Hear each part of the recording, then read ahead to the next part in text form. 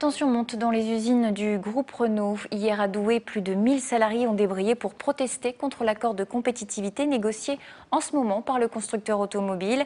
La direction a réaffirmé hier soir sa volonté de retrouver sa compétitivité, mais sans fermer un site en France. Alors Philippe Velu, bonsoir. Vous êtes délégué CFDT au sein de l'usine Nordis. Vous avez 30 ans de boîte derrière vous. Est-ce que cette déclaration vous rassure ou ce sont de fausses promesses ? Déjà, la réalité, il faut savoir, en France, on fabrique actuellement 530 000 véhicules sur 5 sites. Pour vous donner une idée, le site Sunderland en Angleterre en fait 500 000 véhicules sur un site. Donc il faut trouver des solutions pour donner de l'activité et surtout un avenir à ces sites en France, et en particulier aussi à la région qui est aussi touchée. Mais quand on vous dit donc, quand la direction de Renault vous dit il n'y aura aucun site fermé en France, est-ce que vous y croyez aujourd'hui? Ça vous rassure?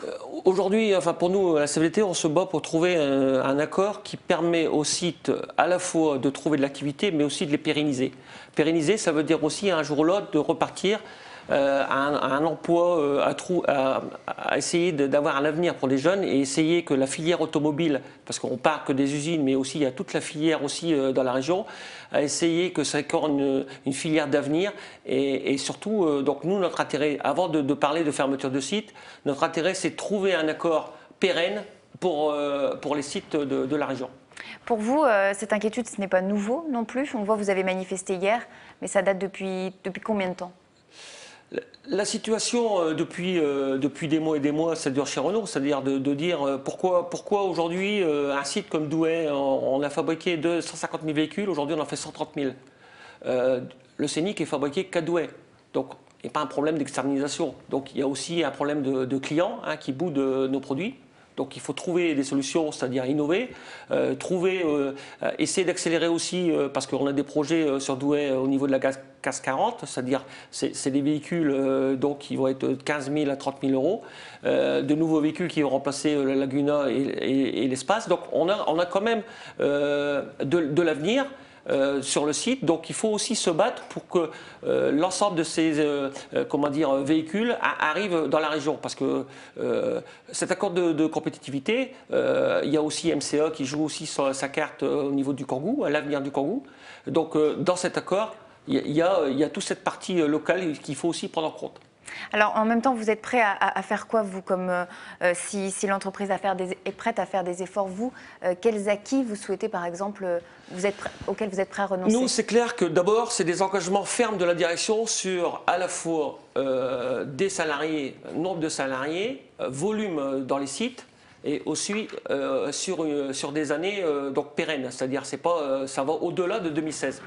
Donc à partir de là, nous, on est prêt à regarder qu'est-ce qu'il faut faire ponctuellement, pour une période bien précise, de dire est-ce qu'on est capable de, on a des accords de flexibilité qui va de 20 jours à 30 jours, est-ce que les salariés sont capables de donner des journées de RTT en contrepartie du travail? Je rappelle quand même que sur le site de Douai, ça fait 5 ans qu'on chôme, on a chômé l'équivalent d'une année et demie.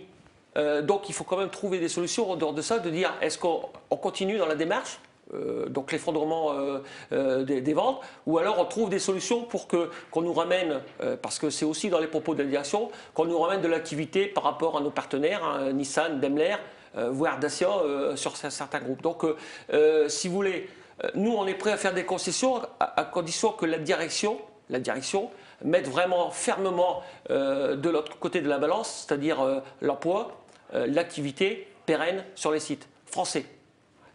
Alors, donc vous l'avez dit tout à l'heure, ça c'est pas d'aujourd'hui. L'usine produisait 2400 véhicules par jour en 2007. Elle n'en fabrique plus aujourd'hui que 800, c'est ça, c'est exact. Pour vous, il y a cette baisse des commandes, vous en avez parlé, c'est le marché qui se porte mal. Est-ce que vous en voulez aussi à la production de plus en plus à l'étranger? Est-ce que là-dessus vous êtes amer? L'exemple du Scénic, il est parlant, on était les seuls à fabriquer à Douai. Et on est toujours le seul à fabriquer à Douai. Bon, il y a eu maintenant des concurrences donc au niveau de l'UGI qui est fait à Tanger, qui nous canalise un petit peu, c'est-à-dire qui nous prend des parts de marché, ça c'est un fait. Après, derrière, il ne faut pas rester sur ce problème-là. Je pense que si on innove, on a un problème de gamme aussi. Donc Donc là, justement, vous allez aller sur le haut de gamme, hein. On s'est attendu pour 2015, 2014, le futur espace et la nouvelle Laguna. Est-ce que ce sera suffisant? Parce qu'en période de crise, les gens s'orientent plutôt vers des voitures moins chères. Oui, mais vous prenez l'exemple de Volkswagen ou Mercedes, il n'y a jamais vendu autant de voitures en ce moment en France. Donc, c'est pas qu'un problème de coût, c'est un problème de coût, mais c'est pas qu'un problème de coût des véhicules. Il faut qu'ils soient attractifs. On a perdu chez Renault l'attractivité de nos véhicules. Donc, il faut repartir dans ce domaine pour donc l'innovation. La recherche. Et pour juste rajouter, on n'est pas prêt à faire n'importe quelle conditions, c'est-à-dire que vous savez, quand la direction met sur la table, par exemple, les déplacements obligatoires pour les salariés, il y a des choses pour nous qui sont incontournables.